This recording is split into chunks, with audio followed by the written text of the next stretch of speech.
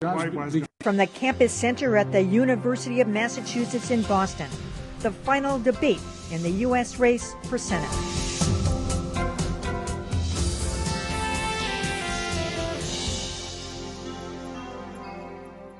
Good evening. Tonight, a live senatorial debate with two new polls showing contradictory results. There is much at stake in tonight's final debate.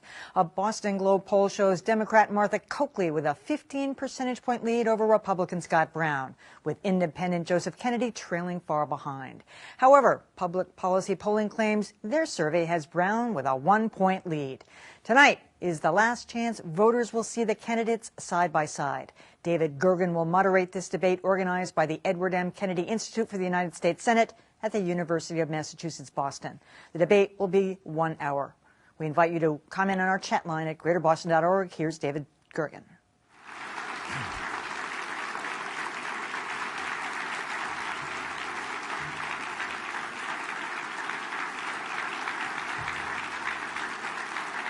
Good evening. Good evening. Good evening. I'm David Gergen. I want to welcome all of you to this closing debate among the candidates for next week's election to the United States Senate.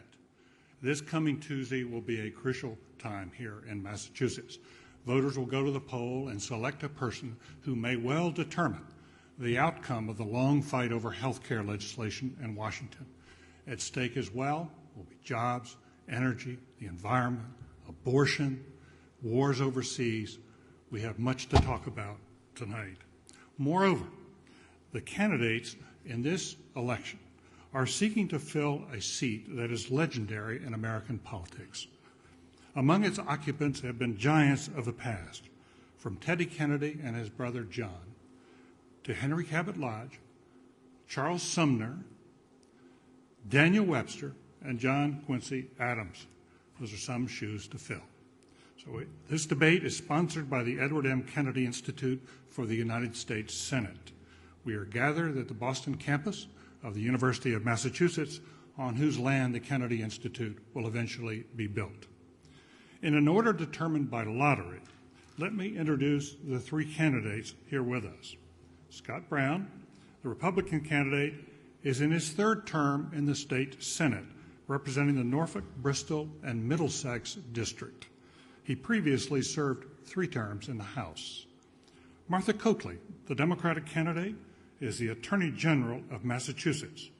She was elected in 2006 after serving 8 years as District Attorney of Middlesex County.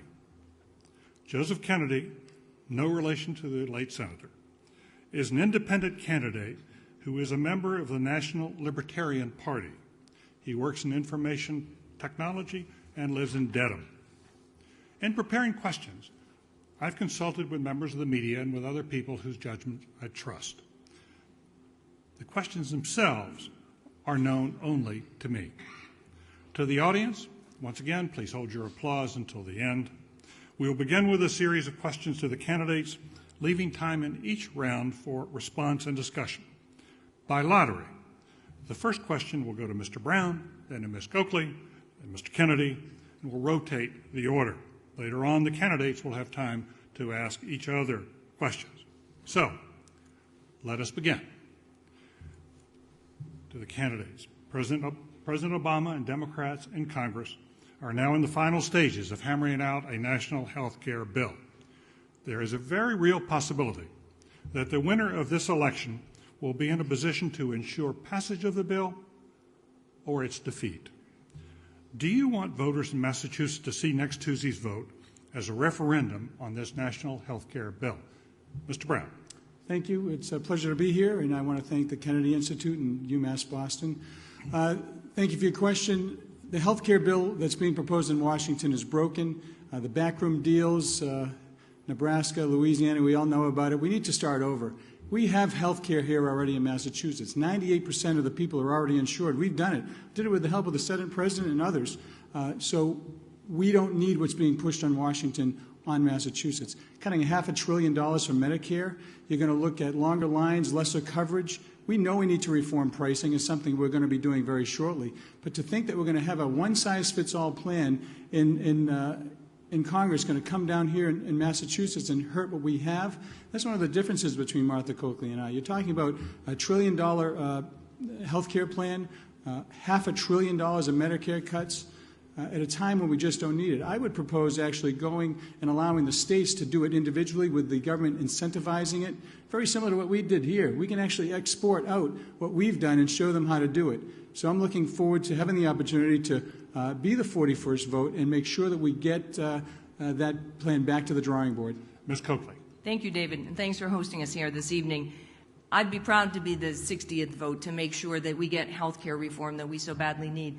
We've taken the lead here in Massachusetts in getting everybody insured, and now we are attacking costs to make sure that we provide for transparency and competition to bring costs down. We now spend $2.6 trillion a year on health care in this country. We do not get our money's worth. We do not have transparency, competition. We do not have, for the money we spend now, the kinds of health care that we can and should have. As Senator Kennedy said, it should be a right, not a privilege. I believe that we can, by passing health care in Washington and doing it incrementally, as apparently we are going to do, we will set the groundwork for a revolutionary way in which we provide for coverage for those who can't get coverage now, pre-existing injuries, and make sure that we keep costs down and people can keep the health care they have. Costs are going up at 8 to 10%. The status quo is simply unsustainable. Mr. Kennedy. The health care bill that's going on in Washington is a travesty, and as much as I would like to think that there will be a 41st vote against it, which I would love to be, the reality is we are seeing votes bought. Every single time this bill has gone through ours, we have seen another person fail because it has been bought. The issue today is not whether who is going to vote down health care. Health care will pass. It will be bought for because of the politics, as usual, going on in Washington. The question is who is going to work to repeal it once it passes. We have an issue going on today in government, and the issue is that government is too big. This bill will cost $1.2 trillion. So to explain what that number means, every year our federal income taxes is only $1.1 trillion for every single person in America. What that means is an 11% increase on everyone at minimum to pay for this bill. We can't afford it. We shouldn't do it. Healthcare in Massachusetts is going up rapidly, and it will at the government level as well. Okay. Please, Mr. Brown, you wanted to follow up. Thank you, David. We have insurance here in Massachusetts. We have some of the best doctors, nurses, hospitals in the country. That's why people actually come here. Not only is this bill going to be bad for our state, my job is to be the senator from Massachusetts. I'm not going to be really subsidizing what we'll be doing for the next, pick a number, 3, 4, 5 years. We will be subsidizing what other states had failed to do. Do you agree with that, Mr. Coakley? I don't. And I spoke to a woman on the campaign trail whose husband's out of work. She doesn't have health care. She has 2 children who have pre-existing injuries, very rare diseases that even doctors in Massachusetts can't address. And even though the doctors referred her to specialists elsewhere in the country, the insurance companies won't pay for it. This system is broken. Massachusetts will benefit with $500 million closing the donut hole for prescriptions for seniors. It's a good plan for Massachusetts. Why is it not a bad plan? It's a bad plan because it's going to hurt jobs at a time when we can't afford to lose jobs. Explain it. Why is it? Why is it going to lose jobs? Because we have a competing plan. If the government option goes and they have that in effect, it's directly going to compete with the plans that we already have. We've taken great care to make sure that we have fantastic plans here, from the so-called plans that union members would get in businesses down to the Commonwealth Care subsidized plans.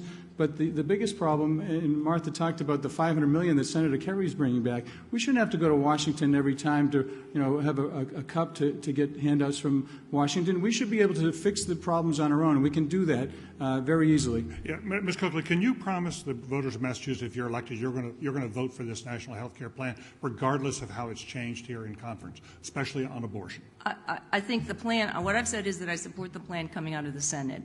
Right. So what if it becomes more restrictive, as in the House, the Stupak amendment? I've said I would not vote for a plan that has Stupak pits in it. So you would then become the 41st senator against it? I don't believe that's going to be the choice. I think it's pretty clear from what everybody said that won't be. But you'll only vote for the Senate bill? I'll vote for the Senate bill or some reasonable facsimile of it. Right? Excuse me, it's not going to be the Senate bill. As you know, it's in conference committee now. It's going to come out, the bill is going to be a compromise, and bottom line is, regardless of what version comes out, this bill is not good for Massachusetts. It's going to cost us jobs. It's going to cost us very real jobs at a time when we cannot afford it. Mr. Brown, let me ask you this question.